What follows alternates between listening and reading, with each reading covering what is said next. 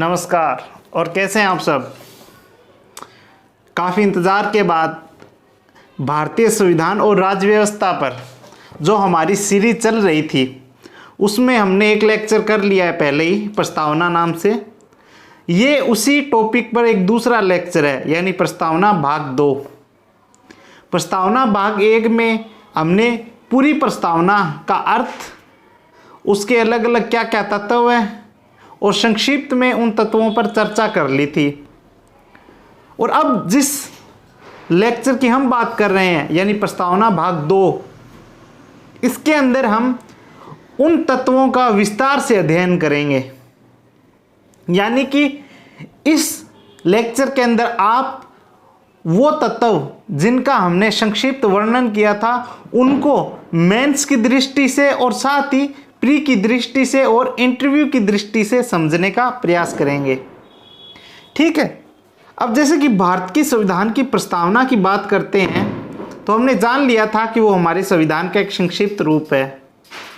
ठीक है। उसमें कुछ विशेषताएं बताई गई थी कि भारत कैसा होगा, कि हम भारत के लोग भारत को एक संपूर्ण प्रभुत्व संपन्न समाजवादी और पंथ निरपेक्ष लोकतांत्रिक गणराज्य बनाने का प्रयास करेंगे। यानी कि वो भारत को ऐसा बनाने का प्रयास करेंगे, ये प्रस्तावना में लिखा था।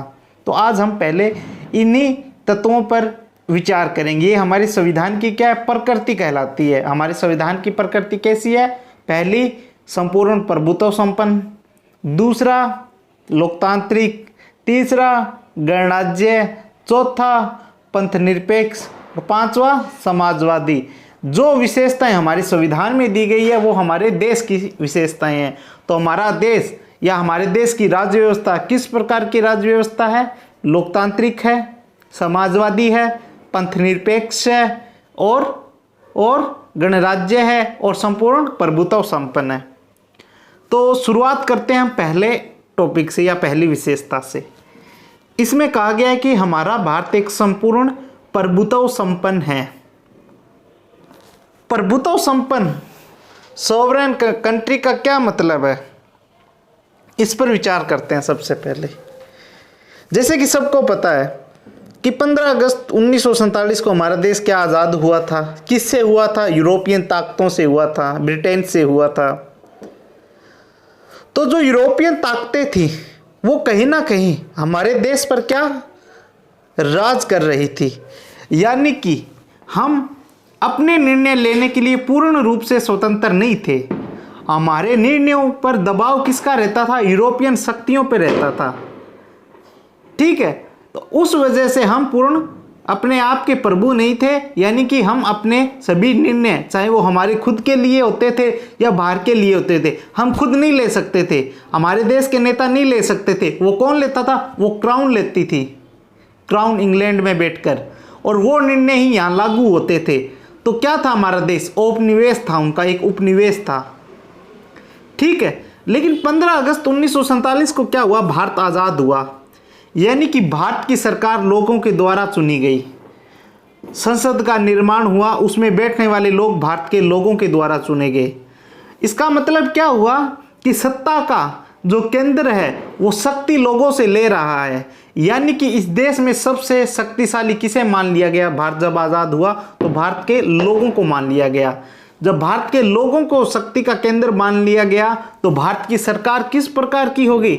भारत की सरकार होगी एक स्वयंप्रभु सरकार। यानी कि ऐसी सरकार, ऐसा देश जो अपने आप में स्वतंत्र हो, चाहे वो अपने आंतरिक निर्णय लेने हो या बाहरी निर्णय लेने हो। आंतरिक निर्णय से तात्पर्य हमारे देश में कोई स्कीम लेके आनी है, सरकार को कोई योजना लेके आनी है, तो उस योजना को लाने के लिए, उस स्कीम को लाने के लिए किसी दूसरे से न पूछना पड़े, यानी भारत से बाहर की किसी शक्ति से न पूछना पड़े, यही संप्रभुता है।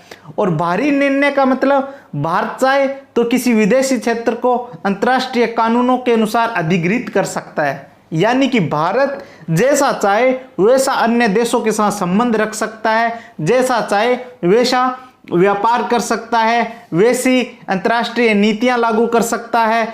ये किसी अन्य देश से प्रभावित होकर या भारत से अन्य बाहर किसी शक्ति से प्रभावित होकर नहीं होंगे, बल्कि भारत अपने आप में निर्णय लेने के लिए स्वतंत्र होगा। जैसे कि शब्द से पता लगता है स्वयं प्रभु, अर्थात स्वयं का प्रभु खुद होना, अन्य कोई प्रभु नहीं है, वही क्या है, स्वयं प्रभुता है, यानी कि हमारा देश एक स्वयं प्रभु राष्ट्र है। लेकिन एग्जाम पॉइंट ऑफ व्यू से एक बात ध्यान रखिए कि भारत की सरकार स्वयं प्रभु सरकार है, भारत देश एक स्वयं प्रभु राष्ट्र है। लेकिन आपसे पूछ लिया जाए, क्या भारत की जनता स्वयं प्रभु है? क्या भारत के लोग प्रस्तावना में पढ़ते हैं कि हम भारत के लोग, क्या वास्तव में वो भारत के लोग स्वयं प्रभु हैं? अगर ये परीक्षा में प्रश्न पूछ लिया जाए तो भारत के लोग स्वयं प्रभु नहीं हैं, इसका उत्तर क्या होगा? भारत के लोग स्वयं प्रभु नहीं है, बल्कि हमारा देश एक स्वयं प्रभु राष्ट्र है। तो प्रश्न आता है, क्या वास्तव में कभी भी हमारे लोग स्वयं प्रभु नहीं होते? तो इसका उत्तर है हाँ, एक समय आता है जब भारत के लोग स्वयं प्रभु होते हैं अपने आप में, और वो पूर्ण संप्रभुता की ताकत का उपयोग करते हैं। वो स्थिति तब आती है जब भारत के लोग वयस्क मताधिकार के आधार पर अपने अधिकार का प्रयोग करते हैं, यानी कि जब चुनाव होता है और चुनाव के दौरान वो किसी विशेष व्यक्ति को, विशेष किसी दल को एक वोट डालते हैं, यानी 326 अनुच्छेद 326 के अंतर्गत दी गई शक्ति के द्वारा प्रयोग करते हुए मत देते हैं, यानी स्वयं किसी के दबाव में आकर आप वोट नहीं देते, अपने आप खुद आप वोट देते हो, आंतरिक भावना, आपकी इच्छा, आप जिसकी पसंद या नापसंद उसके आधार पर आप वोट देते हो, किसी से प्रभावित होकर आप वोट नहीं देते हो, तो उस समय आप अपने आप में स्वयं प्रभु होते हो। यानी कि जब अनुच्छेद 326 का प्रयोग किया जाता है, जिस समय सार्वभौमिक वयस्क मताधिकार के आधार पर भारत की जनता मतदान करती है, उस समय भारत की जनता स्वयं प्रभु होती है। अन्य किसी भी स्थिति में भारत की जनता स्वयं प्रभु नहीं होती, लेकिन हमारा देश एक स्वयं प्रभु देश है। तो ये दो बात याद रखिएगा एग्जाम के लिए। लेकिन अक्सर प्रश्न उठता है कि ठीक है, भारत 15 अगस्त 1947 के बाद आज़ाद हुआ और संविधान लागू हुआ और भारत को एक संपूर्ण प्रभुत्व संपन्न राष्ट्र घोषित कर दिया गया, लेकिन उसके बाद भी हमारे देश ने क्या किया? हमारे देश ने राष्ट्रमंडल की सदस्यता ली। अब राष्ट्रमंडल की सदस्यता ली तो इसके बाद एक विवाद उत्पन्न हो गया, और वो विवाद ये था कि राष्ट्रमंडल तो एक ऐसा संगठन है जिसके सदस्य कभी या प्राचीन समय में या पूर्व समय में क्या ब्रिटेन के उपनिवेश रहे थे। यानी कि राष्ट्रमंडल एक ऐसा संगठन था जिसके सभी सदस्य कभी ना कभी ब्रिटेन के या यूरोपियन ताकतों के उपनिवेश रहे थे, वहाँ पर ब्रिटेन की सत्ता थी, लेकिन आज़ाद होने के बाद वो राष्ट्रमंडल में शामिल हो गए। लेकिन ये स्पष्ट है कि नेहरू जी ने उस समय कहा था कि हमने राष्ट्रमंडल की सदस्यता किसी के दबाव में आके नहीं ली है, ये सदस्यता हमने पूर्ण रूप से स्वतंत्र होकर ली है, यानी कि हम किसी के दबाव में नहीं थे। ये हमने इसीलिए ली क्योंकि हमारी एक साझा पहचान हो गई, और वो साझा पहचान ये थी कि हम पर कभी ना कभी ब्रिटेन ने राज किया था, इसीलिए ली थी। तो वो कहीं भी संप्रभुता पर प्रश्न चिन्ह नहीं बनाती है। ठीक है, तो ये बात समझ में आ गई होगी कि भारत एक संपूर्ण प्रभुत्व संपन्न राष्ट्र है, और ये संपूर्ण प्रभुत्व संपन्न राष्ट्र कब बना था? तो ये 26 नवंबर 1950 को बना था, जिस दिन संविधान लागू हुआ था। 26 नवंबर 1949 को भारत एक संपूर्ण प्रभुत्व संपन्न राष्ट्र घोषित हो गया था, और जिस दिन व्यक्तियों को सार्वभौमिक मताधिकार का अधिकार दिया गया, ठीक है, उसके बाद भारत की जनता मतदान करते समय सार्वभौमिक वयस्क मताधिकार का प्रयोग करते समय संपूर्ण प्रभुत्व संपन्न होती है। अब अगला हमारा टॉपिक आता है गणराज्य। गणराज्य क्या है? जैसे कि आपको पता है कि प्राचीन समय में क्या होता था, राजशाही थी, राजा लोग हुआ करते थे, प्रजा की कहाँ सुनी जाती थी, राजा हुआ करते थे, राजा के ठाठ थे। अब वो जो राजा लोग थे उनका क्या होता था कि जैसे ही बूढ़ा हो गया कोई राजा, उसके बाद या तो पुत्रों के अंदर सत्ता का संघर्ष होता था, या राजा खुद ही किसी को अन्य पुत्र को राजा बना देता था। यानी कि राजतंत्र था, राजा का बेटा राजा बनता था, वो क्या था, राजतंत्र। भारत में भी कई रियासतें थी जहाँ पे राजतंत्र चलता था। लेकिन देश आज़ाद हुआ तो हमारे संविधान निर्माताओं ने राजतंत्र प्रणाली को खारिज कर दिया, और उन्होंने क्या किया कि उन्होंने एक गणतांत्रिक व्यवस्था ला दी, गणतांत्रिक राष्ट्र घोषित कर दिया भारत को। और गणतांत्रिक राष्ट्र क्या होता है, इस पर चर्चा करें तो गणतांत्रिक राष्ट्र एक ऐसा राष्ट्र या ऐसी राज्य व्यवस्था होती है जहां पर राष्ट्र का प्रमुख यानी देश का प्रमुख जनता के द्वारा एक निश्चित समय के लिए 5 साल हो सकता है, कहीं 4 साल हो सकता है, कहीं 6 साल हो गया हो सकता है, लेकिन भारत में 5 साल है। 5 साल यानी किसी निश्चित समय के लिए जनता के द्वारा प्रत्यक्ष या अप्रत्यक्ष निर्वाचन के द्वारा पद पर आसीन होता है। जैसे कि भारत की राष्ट्र की बात करें तो हमारे देश का प्रथम नागरिक यानी भारत का राष्ट्राध्यक्ष कौन है? हमारे भारत का राष्ट्राध्यक्ष हमारा राष्ट्रपति होता है। संवैधानिक अध्यक्ष भी राष्ट्रपति होता है, जो कि अप्रत्यक्ष चुनाव के द्वारा चुना जाता है। अप्रत्यक्ष कैसे? हम जिन लोगों को एमपी चुनते हैं, एमएलए चुनते हैं, उन लोगों के निर्वाचन मंडल के द्वारा राष्ट्रपति का चुनाव होता है, यानी कि अप्रत्यक्ष रूप से चुनते हैं, हम डायरेक्ट वोट नहीं डालते।